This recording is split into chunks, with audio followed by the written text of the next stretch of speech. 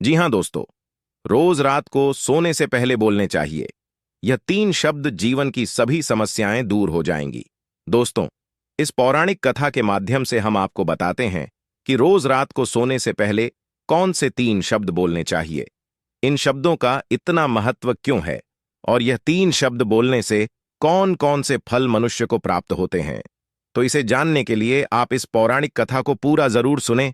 इस कथा को सुनने मात्र से ही मनुष्य के जीवन के सभी कष्ट समाप्त होते हैं।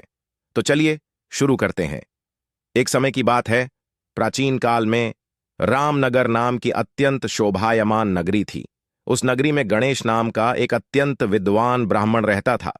वह ब्राह्मण ब्रह्मचार्य व्रत का पालन करने वाला, अहंकार से रहित, वेद शास्त्रों में प्रवीण, जितेंद्रिय तथा भगवान भोलेनाथ का शरणागत था। वह नित्य भगवान भोलेनाथ की पूजा आराधना किया करता था। फिर एक दिन उस ब्राह्मण ने गोदावरी नदी पर स्थित सभी तीर्थों की यात्रा करने का निश्चय किया और वह कुछ साथियों के साथ तीर्थ यात्रा पर निकल गया। वह गोदावरी नदी के किनारे पर स्थित विरज तीर्थ, तारा तीर्थ, कपिला, संगमष्ट तीर्थ तथा अंबिकापुरी आदि तीर्थों का दर्शन करते हुए वह मंडप नाम के नगर में पहुंच गया। उस नगर में पहुंचने पर वह उस नगर के प्रत्येक घर में जाकर ठहरने के लिए स्थान मांगने लगा। वह प्रत्येक घर पर जाता और लोगों से एक रात में ठहरने के लिए थोड़ी सी जगह मांगता, किंतु उस नगर में रहने वाले किसी भी व्यक्ति ने उस विद्वान ब्राह्मण को ठहरने के लिए स्थान नहीं दिया, जिस कारण से वह बहुत उदास हो गया। फिर वह गणेश गांव के मुखिया के पास गया और उससे एक रात्रि तक ठहरने के लिए जगह मांगने लगा। तो उस गांव के मुखिया ने बड़ी ही चालाकी से उस ब्राह्मण को एक धर्मशाला दिखा दी और कहा, हे ब्राह्मण देवता, आप और आपके साथी उस धर्मशाला में रुक सकते हैं। मुखिया की बात सुनकर गणेश को बड़ी प्रसन्नता हुई। वह अपने साथियों के साथ उस धर्मशाला के पास गया तो देखा उस धर्मशाला में कोई नहीं है। वह धर्मशाला वीरान पड़ी है। एक पक्षी भी उस स्थान पर दिखाई नहीं पड़ रहा था। ब्राह्मण ने सोचा, यह जगह तो बहुत ही वीरान है, ना कोई मनुष्य है, ना कोई पशु है और ना कोई पक्षी। अवश्य यह जगह श्रापित होगी। इस जगह पर जरूर कोई बुरी शक्ति का वास है। इतना सोचते हुए वह भगवान भोलेनाथ का नाम लेते हुए उस धर्मशाला में रहने के लिए चला गया। ब्राह्मण और उसके सभी साथी उस धर्मशाला में रात्रि के लिए सो गए। फिर दूसरे दिन जब वह गणेश ब्राह्मण उठा तो वहां का दृश्य देखकर उसे बड़ा आश्चर्य हुआ। उसके सभी साथी गायब थे, कहीं पर भी कोई नजर नहीं आ रहा था। उस गणेश ने चारों ओर देखा, लेकिन उसे कोई भी नजर नहीं आया तो नहीं घटी। फिर वह ब्राह्मण अपने साथियों को खोजने के लिए नगर में चला गया तो रास्ते में उसे वह गांव का मुखिया मिला। जैसे ही मुखिया ने उस गणेश ब्राह्मण को जीवित देखा तो मुखिया को बड़ा आश्चर्य हुआ और वह मुखिया उस गणेश के पास आकर बोलने लगा, हे ब्राह्मण देवता, आप अवश्य कोई महात्मा दिखाई पड़ रहे हो। आप और मनुष्यों में सर्वश्रेष्ठ कोई पवित्र आत्मा हो। वह ब्राह्मण अकेला ही उस धर्मशाला से जीवित बाहर आया था, जिस कारण से मुखिया को लगा यह अवश्य कोई महान व्यक्ति है। इसके पास अवश्य कोई विद्या या फिर कोई महामंत्र है जिसका जाप करने से यह ब्राह्मण जीवित बाहर आया है। फिर मुखिया ने उस ब्राह्मण से प्रार्थना की और उसे अपने गांव में ठहरने के लिए मनाने लगा। हे ब्राह्मण देवता, जब तक आपके साथी नहीं मिल जाते, आप हमारे साथ ही रुकिए, मैं आपकी सेवा करूंगा। ऐसा कहकर उस मुखिया ने उस ब्राह्मण को अपने घर में स्थान दिया और उसकी बड़ी सेवा करने लगा। फिर कुछ दिन बीतने के बाद वह मुखिया उस ब्राह्मण के पास रोता हुआ आ गया और कहने लगा, हे ब्राह्मण देवता, रक्षा करो। कल रात में एक राक्षस ने मेरे पुत्र को चबा लिया है। मेरा पुत्र बड़ा ही गुणवान और भक्तिमार्ग राक्षस, किस प्रकार से उस राक्षस ने तुम्हारे पुत्र का भक्षण किया है? तुम मुझे बताओ, वह राक्षस कहाँ रहता है? मैं अवश्य तुम्हारी सहायता करने का प्रयास करूंगा। वह मुखिया कहने लगा, हे ब्राह्मण देवता, इस नगर के पास जंगल में एक बड़ा भयंकर नरभक्षी राक्षस रहता है। वह रोज रात को आकर इस नगर के मनुष्यों को खा लिया करता था। फिर एक दिन समस्त नगरवासियों ने उस राक्षस से विनती की कि वह इस नगर के लोगों को न खाएं। हम तुम्हारे लिए भोजन की व्यवस्था कर देते हैं। जो भी लोग बाहर से इस गांव में रुकने के लिए आते हैं, उन्हें हम उस धर्मशाला में रुकने को कहेंगे और तुम उन लोगों को खा लेना। उस राक्षस ने हम नगरवासियों की बात मान ली और जो भी रात को उस धर्मशाला में रुकता है तो वह राक्षस उन्हें खा लेता है। हमने अपने नगरवासियों की जान बचाने के लिए ही ऐसा किया। फिर हे ब्राह्मण देवता, आप अपने साथियों के साथ इस नगर में पधारे और हमने आपको उस धर्मशाला में रुकने के लिए कहा ताकि वह राक्षस आपका और आपके साथियों का भक्षण कर सके, किंतु उस राक्षस ने आपको छोड़कर आपके सभी साथियों को खा लिया। कृपया आप मुझे क्षमा करें। मैंने नगरवासियों के प्राण बचाने के लिए ही ऐसा किया, किंतु उस दिन उस राक्षस ने आपको छोड़कर सभी को खा लिया। तभी मैंने जान लिया कि आप कोई सिद्ध पुरुष हैं, कोई महात्मा है। वह मुखिया आगे कहता है, हे ब्राह्मण देवता, कल रात को मेरे पुत्र का एक मित्र आया था, किंतु मैंने उसे पहचाना नहीं और उसे भी ठहरने के लिए उस धर्मशाला में भेज दिया। फिर जब मेरे पुत्र को पता चला कि उसका मित्र धर्मशाला में रुकने के लिए गया है, तो वह भी उससे मिलने के लिए चला गया और रात को उस राक्षस ने मेरे पुत्र को भी खा लिया। फिर वह ब्राह्मण कहता है, हे भाई, वह राक्षस कहाँ पर रहता है? तुम मुझे उसके पास लेकर चलो, मैं उस राक्षस से कहकर तुम्हारे पुत्र को लौटाने के लिए कहता हूं। फिर वह मुखिया उस ब्राह्मण को लेकर उस जंगल में चला जाता है जहां पर वह महाभयंकर दुष्ट राक्षस रहता था।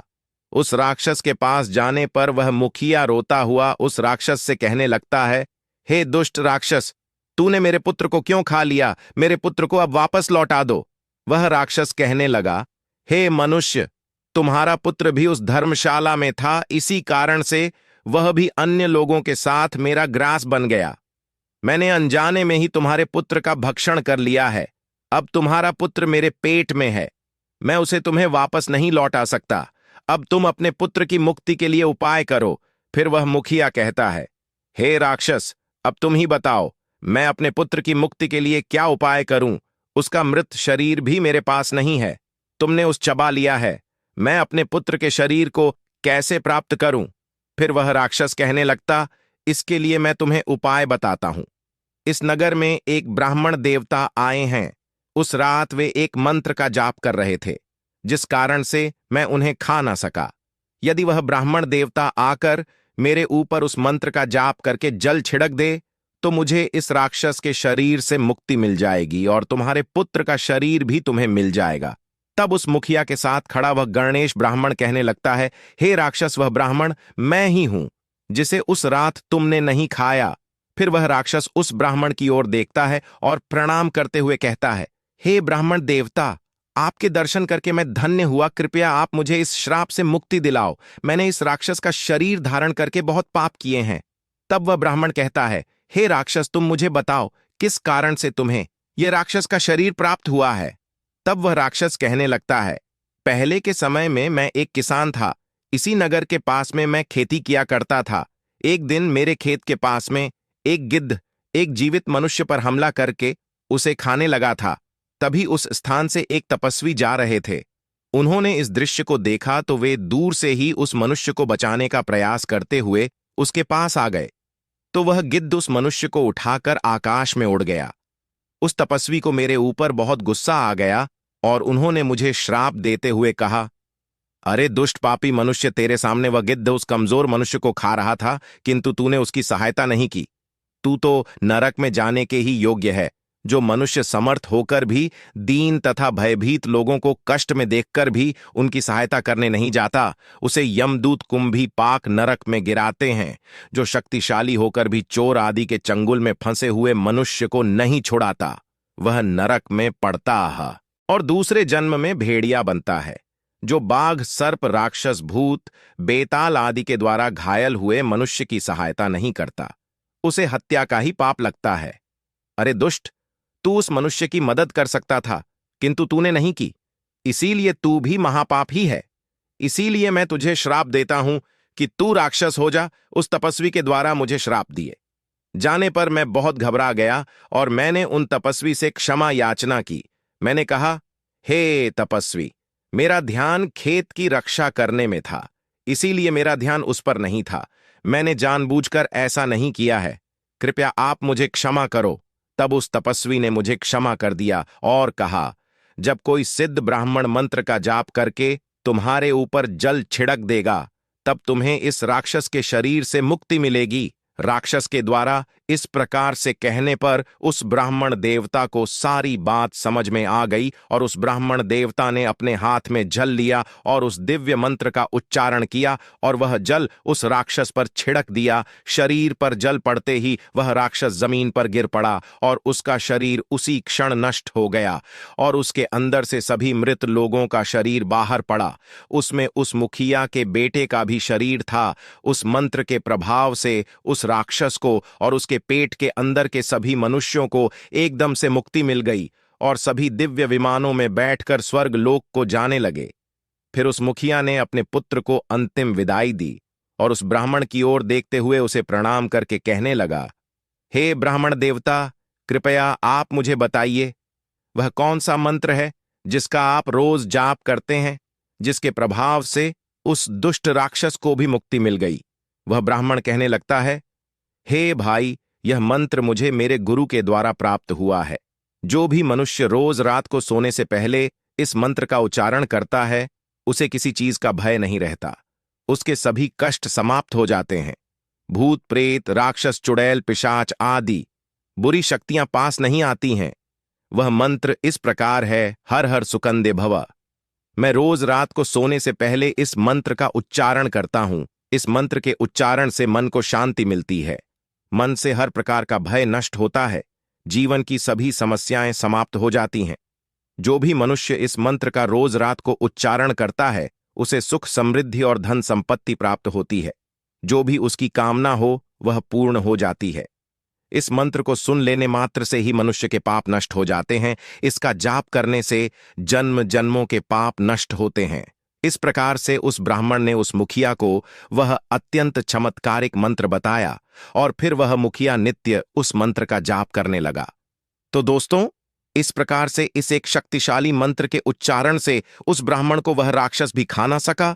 इस मंत्र के प्रभाव से उस राक्षस को भी मुक्त मिल गई। आप भी रोज रात को सोने से पहले इस मंत्र का उच्चारण अवश्य करें। यह कथा आपको कैसी लगी कमेंट करके जरूर बताएं। अगर यह जानकारी आपको अच्छी लगी तो वीडियो को लाइक जरूर करें। कमेंट में हर हर महादेव जरूर लिखें। साथ ही चैनल को सब्सक्राइब करें ताकि ऐसी ही आध्यात्मिक और पौराणिक जानकारी आपको प्राप्त हो सके। आप सभी सज्जनों का धन्यवाद।